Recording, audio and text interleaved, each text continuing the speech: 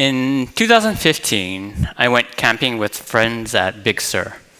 It is located in Central West California. You can see the red dot. And it's about a 6-hour drive from Los Angeles or a 2-hour drive from San Francisco. If you don't know, it's a little secret. I consider it personally the Hawaii of California in terms of its beauty, but it's much, much colder. Per my typical OCD self, before our trip, I wrote a 17-page document for my friends to read and prepare for the trip, and I made them attend a video meeting to go over all the details. To prepare for the trip, I called the ranger station to ask about things to be aware of, and they said, watch out for poison oak. And I'm like, what does poison oak look like? I didn't do well in Pathfinder, so I had to Google that. And the second thing is watch out for aggressive blue jays, which is kind of intriguing for this region. After the planning finished, about a month later, we drove up all to Big Sur. If you ever drive up from the Los Angeles side, a fair amount of the drive is on Pacific Coast Highway. And the drive is absolutely gorgeous. You're driving many hours along a coastal road where you see God's beauty with the ocean on the left, and on the right, you see the mountains. It's similar to sea to sky, but much, much longer. For this type of drive, you have to focus on the road because it's very narrow and winding here. This picture here is one of the famous landmarks, is what they call Bixby Bridge. There's a joke in California that the 4 seasons are actually fire, flood, earthquake, and drought. This road is damaged so often from fires and flood that probably in time, this road will fall into the ocean and no longer be accessible. So if you ever have opportunity to visit, I totally encourage you. So for the planning document, I like to think about all the scenarios which can go wrong. I thought I had planned for every scenario, but as we approached Big Sur, there was one that I didn't plan for. There was 0 reception in the area. Like, once you enter, it was just a total blackout. I worried about how we would find each other, but we all eventually did. When we ate the first dinner at the campsite together, it was kind of a weird feeling of presence. Since our cell phones didn't work, we kind of had no choice but to be 100% acclimated to each other and the nature around us. I don't know about you, but there's only 3 times in my life that I did not have cell phones not working. The first one was the period where cell phones didn't exist, and kids, you can ask your parents how we survived. We actually survived without Google Maps, which is incredible. Second was this trip. And the third time I was in a period with no cell phone reception was the West Coast Trail. And that was a little adventure of itself. So without cell phone reception, as the days progressed, I noticed our conversations got deeper. We all asked the question, how are you? And the answer is fine. But we never really had the time to express and really say, how are you? But within a couple of days, people were giving their true answers to this question and being vulnerable. On the third day of the trip, we did a hike, and we had some elevation, and then everyone's phone began pinging. So I was like, ping, iMessage, ping, what's up? So what happened is when we climbed the elevation, we were close to a cell phone tower, and everybody stopped talking to each other. Everybody, including me, was checking my email, messages, news, and then everyone was posting pictures of the Bixby Bridge on social media. I don't know about you, church, but as of late, I have found it a little harder to keep focus on anything. I used to be able to read books pretty easily, but my focus feels a little more distracted now. At work, I might be researching a technical topic, and I might need to watch a YouTube video about it. But after I've finished the video, I see a recommended video. It's like, oh, here's a video on how to improve my tennis serve. And then after I finish that, oh, here's a video about a review in Fantastic Four. Then 5 minutes later, I have 5 new tabs not related to my work. Then later, I have 50 tabs open on my browser.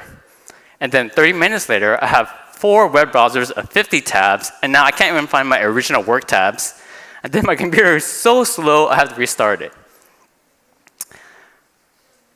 Technology and being connected is an essential part of our lives, but sometimes I feel this presence of algorithms. So algorithms are built to keep you scrolling and clicking, but Jesus was always focused on the person in front of him. Seeing people walking with their phones is pretty common. And I'm sure you've walked somewhere where someone's looking at their phones and you're waiting for them to A, run into a pole, or B, run into you. Most of the time, people do kind of swerve away. There is a scary incident where my partner and I were driving back from Costco, driving down Pacific, and somebody was crossing Davie when it wasn't their light on their cell phone, walking straight into traffic. Tons of people honked, but luckily she got out of the trance and stopped and waited until her time to cross. Focus is really important because it helps us think deeply and it helps us meditate on things in life. Sometimes when we're busy and we're multitasking, we can miss important things.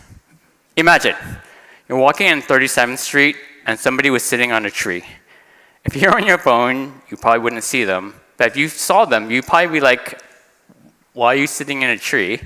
And you might have a lot of questions on there.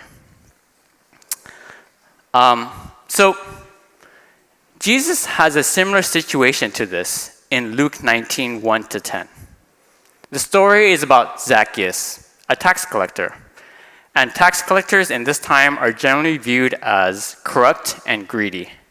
Some would collect more than required, pocketing money for themselves. If we open to Matthew 9, 10-11, it states, as Jesus sat down to eat in Matthew's house, many tax collectors and sinners joined Jesus and his disciples at the table. But when the Pharisees saw this, they said to the disciples, why does your teacher eat with tax collectors and sinners? So this verse establishes the association between sinners and tax collectors, and you can tell that it's not great. Other facts in the story is that Zacchaeus is rich and apparently short on there. So let's read Luke 19, 1-10 together. And on the slides will be just one focus verse to think about. So in Luke 19, 1-10, this is from the CEB, Jesus entered Jericho and was passing through town. A man there named Zacchaeus, a ruler among tax collectors, was rich.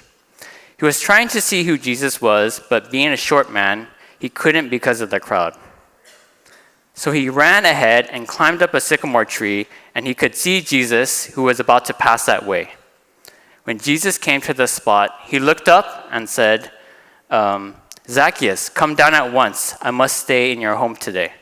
So Zacchaeus came down at once, happy to welcome Jesus. Everyone who saw this grumbled, saying, he has gone to the guests of a sinner.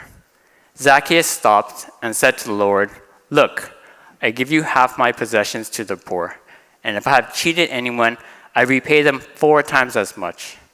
Jesus said to him, today salvation has come to the household because he too is a son of Abraham. The human one came to seek and save the lost. So if you think about the story, there are probably 3 major actors here, right?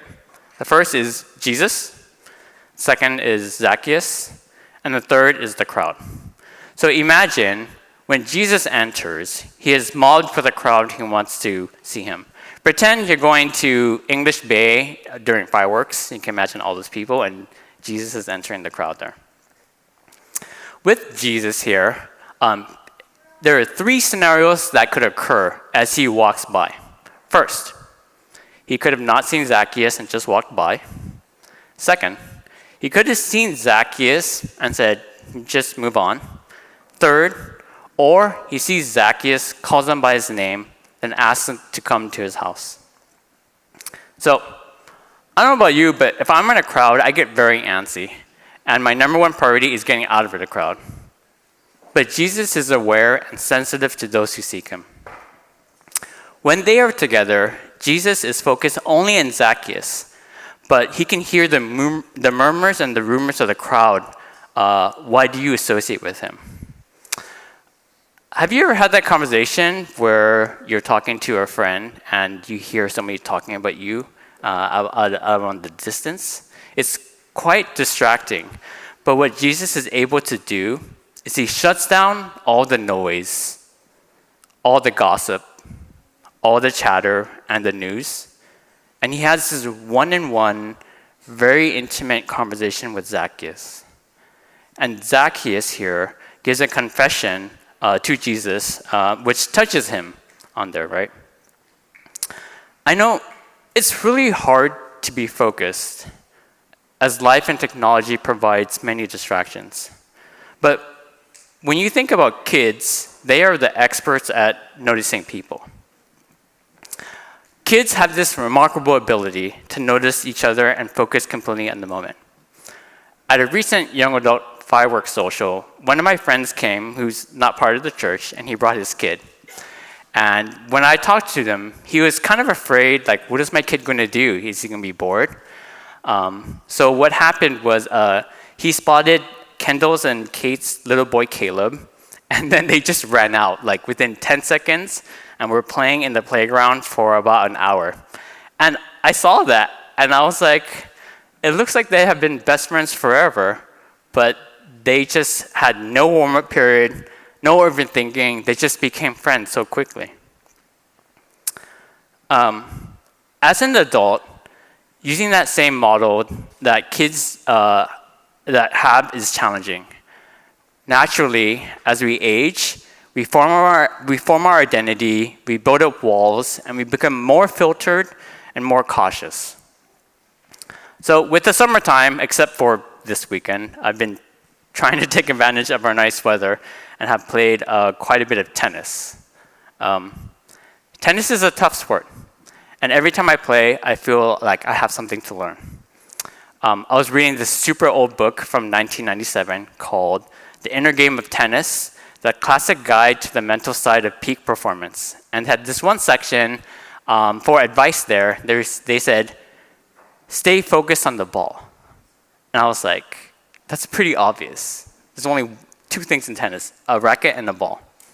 But as I was reading more and thinking about it, it actually kind of makes sense. If you ever play tennis, there's a lot of observations you can have about a ball going over a net, right? The first one you can ask is like, how high is the ball coming at you? Second one is, how fast is the ball coming at you? Third is, what direction is the ball coming? Is the ball flat? Is it spinning towards you? What's the sound of the ball as it hits the ground? When the strings hit the ball, how do you feel the contact with your wrist? There's a quote in the book, and it says, as one achieves focus, the mind quiets. As the mind is kept in the present, it calms. Focus means keeping the mind now and here. Focus is not achieved by staring hard at something. It is not trying to force focus, nor does it mean thinking hard about something. Natural focus occurs when the mind is interested. When you focus deeply, you start noticing and learning things you have otherwise missed. The same is true with Jesus. Whether you've walked with him for years or just starting to explore who he is, the more you focus on him, the more you discover surprising things about his character and his love. Focusing on Jesus will help you on small things and big things like, should I send that angry email now or should I wait? What should I do about my long-term plans? What should I do about my career? How should I interact with my family in a dicey situation? When you focus on Jesus, it will bring incredible insights to your life. But when our attention is constantly pulled away by the next notification, the funny cat video, I love cat videos, sorry, or the endless scroll, that distraction slowly erodes our connection with him. Recently, I've been playing a couple pickup tennis matches through a tennis Facebook group. And playing pickup matches can feel a bit transactional. You're playing because you're playing with somebody and you want to get better. During the summer, I ended up playing with some of the same people multiple times now. And I thought, it'd be nice to know them as a friend. But then my adult brain asked, would that be awkward? Should I even ask? And that's the difference between kids and us. Kids don't overthink, and they just run and say, want to play, and suddenly they're friends. As adults, we analyze, we reason, we second guess, and before we know it, the walls are up, the opportunities for connection passes by. But when Jesus connected with people, he never second guessed himself. So, back to the story of Zacchaeus. Zacchaeus, if you think about his perspective, he puts away his fear of being judged, fear of looking weird, fear of rejection, by climbing up a tree to see Jesus, and he makes time to see Jesus. If you think about this story in the modern day, it would probably go viral if somebody climbed a tree to see something, and that person would be ridiculed online. But here, Zacchaeus didn't care. He's like, I want to see Jesus, and I would do what it takes to do that. The Bible states he wasn't just a tax collector, but he was the boss of the local operation. He probably was busy, and he had money to collect, ledgers to balance, maybe money to pocket. But his business didn't stop him to see Jesus. And Jesus, he was busier than any one of us. 6 days from the cross, and he still stopped for that one man.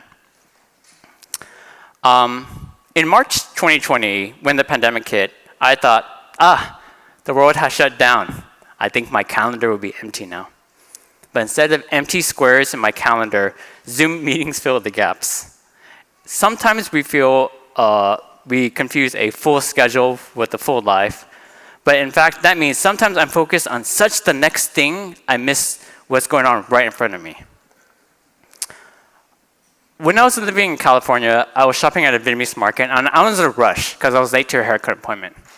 This old lady was there and said, and she's speaking to me in Vietnamese, like, can I get a ride home?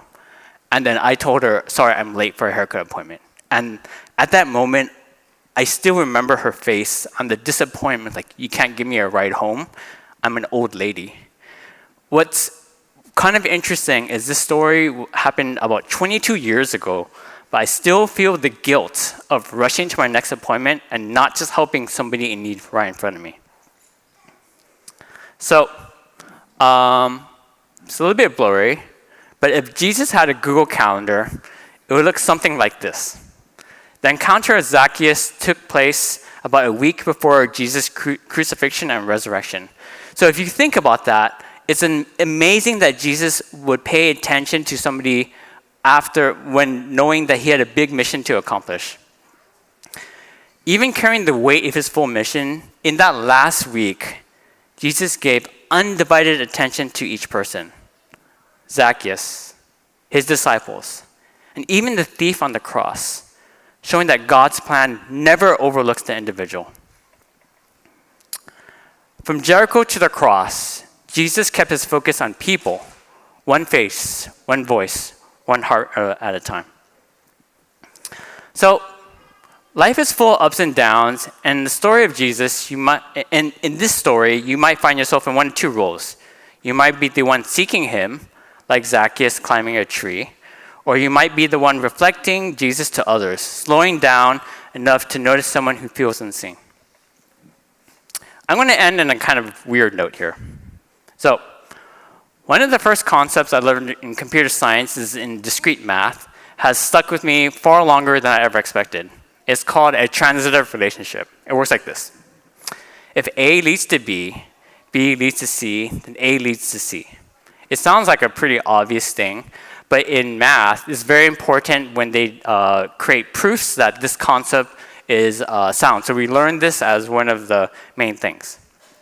Now, if you think about it in spirituality, if Jesus meets you, and you meet others, then Jesus meets others. So that's the chain. When you slow down enough to notice people, you become a part of how Jesus notices them. Your focus, your presence, becomes a bridge to them and him. This week, you're going to walk by 100 faces. Some would be in a hurry, some would be hiding in the crowd, and one would be sitting in a tree, a neighbor, a coworker, a stranger, just hoping to be seen. Zacchaeus climbed the tree to see Jesus, but Jesus stopped to see Zacchaeus. So maybe this week, slow down, focus, and notice who might be right in front of you. Be present with them. Leave a little space in your schedule for the unexpected. Thank you.